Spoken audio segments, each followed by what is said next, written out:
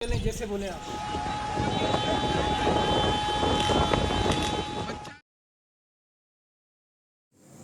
अस्सलाम वालेकुम। कराची से मैं अख्तर शहरिंद आपसे मुखातिब हूँ। तकरीबन जब भी बारिशें होती हैं तो कराची हर दफ़ा ही डूब जाता है। जब भी बारिशें होती हैं तो बहुत सारे लोग ये दुआ करते हैं कि या अल्लाह बारान रहमत भेज। बारिशें रहमत हैं, लेकिन कराची के शहरियों के लिए ये बाइस ज़हमत क्यों बन जाती हैं? इसका ज़िम्मेदार कौन है? क्या बारिशें ज़िम्मेदार हैं या कराची शहर में बारिशों से बचाव के इक़दाम करने वाले इदारे इसका ज़िम्मेदार हैं? मैं आपको बताऊं कि गुज़िश्ता शब जब मैं घर की तरफ आ रहा था ऑफ़िस के काम से वापस, तो मैंने देखा कि शारा फैसल समेत शारा फैसल के भी रोड के बीच में आधे सड़क पर कचरा, मलबा, छोटे पत्थर, बड़े पत्थर, ये सब वहाँ पे आए हुए थे। जब बारिश बहुत तेज़ थी तो जो बरसाती रेला चला था यकीनन ये उसके साथ ही बह कर आए। और फिर मैं हैरान हुआ जब मैंने रुक के एक जगह देखा, यूनिवर्सिटी रोड का भी यही हाल था चूँकि वहाँ पे तामीराती काम भी हो रहा है। तो ये बात सामने आई कि जो फुटपाथ हैं सड़क के किनारे या बीच में, जहाँ जहाँ भी इंतज़ामिया ने पेवर्स लगाए हैं, तो मालूम ये हुआ कि उन पेवर्स के नीचे पत्थरों का कचरा भरा हुआ था। उसमें कचरा भी था, पत्थर भी थे, तरह तरह के मलबा डाला हुआ था और उसके ऊपर पेवर लगा दिए जो वैसे तो छुप गए, बाज़ार खूबसूरत भी लग रहे थे, लेकिन बारिश ने उन सब का पोल खोल दिया। मैं जब आ रहा था रात में घर तो ये सोचता हुआ आ रहा था कि शहर के जो पुरानी सड़कें हैं उनकी हालत फिर भी बहुत बेहतर थी, लेकिन जो नई सड़कें बनी हैं, इंतज़ामिया ने जो नई नई सड़कें बनाई हैं या साइड रोड जो हैं वो बनाए हैं या सर्विस रोड जो है वो बनाए हैं, इंतहाई खस्ता हाल है, इंतहाई खस्ता हाल है। और इन्हीं बारिशों में उनका जो मेयार है वो खुलकर सामने आ गया कि किस तरह अवामी टैक्स का पैसा बर्बाद किया गया है, किस तरह से वो सड़कें बनाई गई हैं, जिन्हें देखकर अफसोस होता है कि किस तरह पैसा ज़ाय किया गया है रोड बनाने के नाम पर। और तकरीबन सारी सड़कें बैठी हुई हैं, कहीं कोई उसके पैचेस बैठ गए हैं, कहीं लाइन थी नीचे तो वो बैठ गई। बारिश आने से पहले मेयर कराची मिर्ज़ा वहाब साहब ने भी बड़े दावे किए, इदारों ने भी बड़े दावे किए, इंतज़ामिया ने भी बड़े दावे किए कि जी हम तैयार हैं और हमने तैयारी कर ली और ये सब हो गया। लेकिन हमने सब ने देखा कि चंद घंटों की मुसलसल बारिश ने लोगों को अजियत में मुब्तला किया।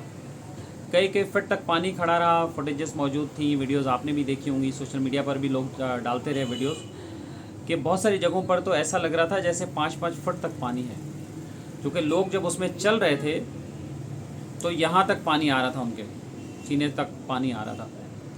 और बहुत से लोगों की गाड़ियाँ बंद हो गई, गाड़ियाँ ख़राब हो गई, मोटरसाइकिलें ख़राब हो गई, बसें तक भी बंद हो गई, वो भी नहीं चल सकती थी उस पानी में। तो ये सूरत हाल क्यों रही?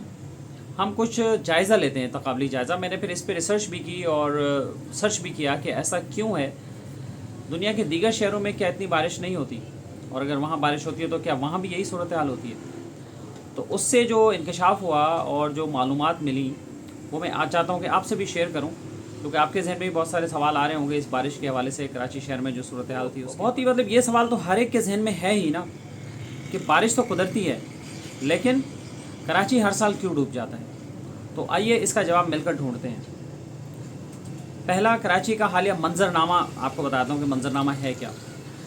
देखिए, 20 अगस्त को शदीद बारिश हुई और एक ही दिन में 163 से लेकर 178 मिलीमीटर तक शहर के मुख्तलिफ इलाकों में बारिश रिकॉर्ड की गई।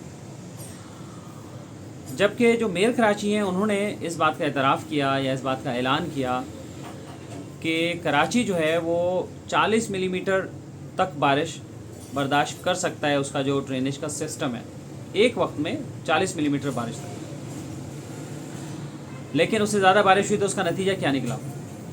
नतीजा ये निकला कि जो गलियां हैं वो नदी नाले बन गए, बिजली गायब हो गई, मोबाइल नेटवर्क बंद हो गए, लोगों का एक दूसरे से रब्ता नहीं हो पा रहा था। जो बच्चे स्कूल गए थे, कॉलेज गए थे, वहाँ फंस गए, उनके पेरेंट्स घर पर बहुत ज़्यादा परेशान रहे।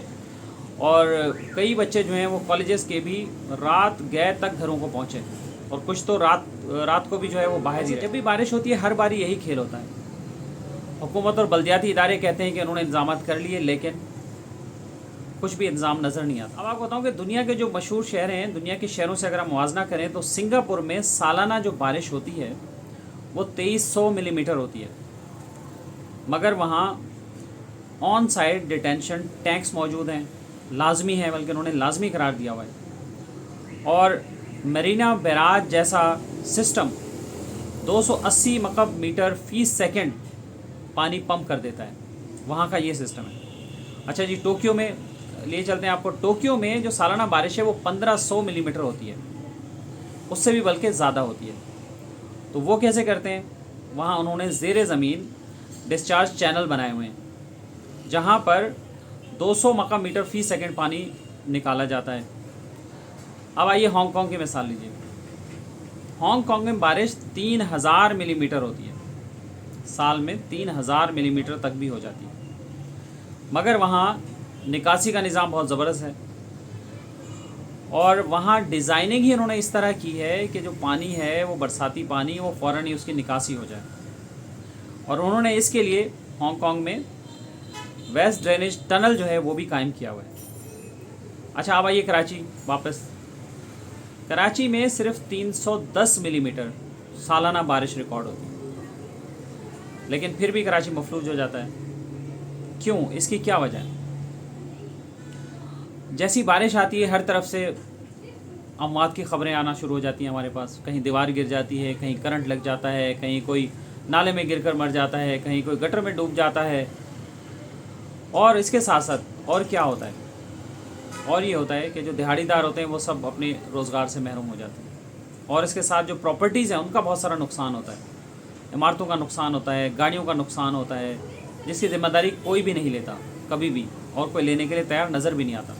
حل کی طرف آتے ہیں۔ تنقید برائے تنقید یہ نہیں ہے، بلکہ ایک تجزیہ کریں۔ میئر چاہے پیپلز پارٹی کا ہے، بلدیاتی نمائندے بھی پیپلز پارٹی کے بھی ہیں، جماعت اسلامی کے بھی ہیں، منتخب نمائندے جو ہیں وہ دیگر پارٹیز کے بھی ہیں، ایم کیو ایم کے بھی ہیں، کراچی شہر میں اسمبلیوں میں پی ٹی آئی کے بھی لوگ بیٹھے ہوئے ہیں۔ تو اب اس کا حل کیا ہے؟ اچھا یہ حل سوچنا ویسے تو اداروں کا کام ہے، ان کے پاس ماہرین موجود ہیں، اور ان کا تو کام ہی یہی ہے نا کہ وہ اس کا حل سوچیں اور بتائیں، نہ صرف بتائیں بلکہ اس پر عمل بھی کریں، تاکہ شہریوں کو یہ اذیت نہ سہنی پڑے۔ جو میں نے ریسرچ کی ہے اس میں جو تجاویز آئی ہیں، وہ کہ میں اس کا ایکسپرٹ نہیں ہوں، میں تو آپ تک انفارمیشن پہنچا رہا ہوں، لیکن یہ آپ گوگل کریں گے، آپ سرچ کریں گے، تھوڑا سا ریسرچ کریں گے تو آپ کو بھی اس بات کا پتہ چل جائے گا، اور اگر ادارے بھی کریں گے تو انہیں بھی پتہ چل جائے گا۔ یہ کوئی سیکرٹ میں نہیں بتا رہا ہوں، بلکہ دنیا میں یہ رائج ہے، دنیا میں موجود ہیں یہ سہولیات اور یہ سلوشنز دنیا بھر میں موجود ہیں، لوگ بتا رہے ہیں۔ اس کے حساب سے ہمیں کیا کرنا ہوگا؟ نکاسی آب کے لیے ہمیں کم از کم بھی 25 سالہ پروگرام ترتیب دینا ہوگا، ویسے تو 50 سالہ ہونا چاہیے، 100 سالہ ہونا چاہیے، ترتیب دینا چاہیے، تاکہ یہ والی صورتحال جو ہے وہ نہ ہو۔ ایسے ڈیزائن بنائے جائیں، ایسے سٹینڈرڈز بنائے جائیں جو لازمی طور پر لاگو کیے جائیں، اس میں کسی کو کوئی چھوٹ نہیں ہونی چاہیے۔ سیکنڈلی کیا ہے کہ ہر بڑی عمارت میں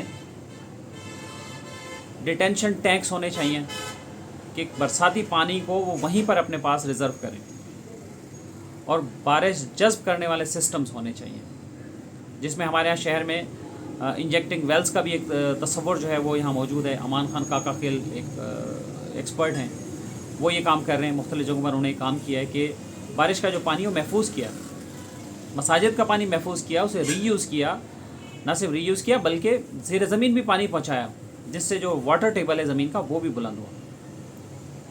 اور سب سے ایک اہم بات یہ، عموماً جب بھی ایسے مسائل ہوتے ہیں تو ہر ادارہ کہتا ہے کہ میرے پاس تو جی 60-70% علاقہ ہمارے پاس ہے، باقی 30% علاقہ وہاں ہے، اور اتھارٹیز کے پاس ہے، کچھ کنٹونمنٹس کے پاس ہیں۔ اتھارٹیز بہت ساری ہیں، انہیں کسی ایک اختیار کے تحت لانا ہوگا، ایک ہی اتھارٹی بنانی ہوگی جسے اختیار اور ذمہ داریاں دینی چاہیے، جو یہ کام کر سکے، تب تو کراچی بچ سکتا ہے، ورنہ کوئی امکان نظر نہیں آتا۔ ہم ہر دفعہ اسی طرح بارش جھیلتے ہیں، نقصان برداشت کرتے ہیں۔ پچھلی بارشوں میں ہو سکتا ہے آپ کے ساتھ وہ پیارے اب ان بارشوں میں موجود نہ ہوں جو پچھلی بارشوں میں تھے، اور بارشوں کے دوران کسی نہ کسی حادثے کی وجہ سے اپنی جان گنوا بیٹھے۔ میرا یہ خیال ہے کہ کراچی میں مسئلہ جو ہے وہ صرف بارش کا نہیں ہے، کراچی میں مسئلہ بد انتظامی کا ہے، اور اس کے ساتھ ساتھ انتظامیہ کی بے حسی کا بھی ہے۔ میرے خیال میں اس موضوع پر ہمیں آپ کو سب کو بولنا ہوگا، اداروں کو جھنجھوڑنا ہوگا، سیاستدانوں کو جھنجھوڑنا ہوگا۔ کراچی سے ووٹ لینے کے لیے تو سب آ جاتے ہیں، سب مہمات چلاتے ہیں، کراچی انہیں کما کر بھی دے، بزنس ہب بھی یہی ہے، ٹیکس بھی سارا دے، اس کے باوجود بھی اس کے ساتھ یہ سلوک یہ ناقابل برداشت ہے۔ کراچی میں رہنے والے ہر شخص کو اس پر آواز اٹھانی چاہیے، اس پر بات کرنی چاہیے۔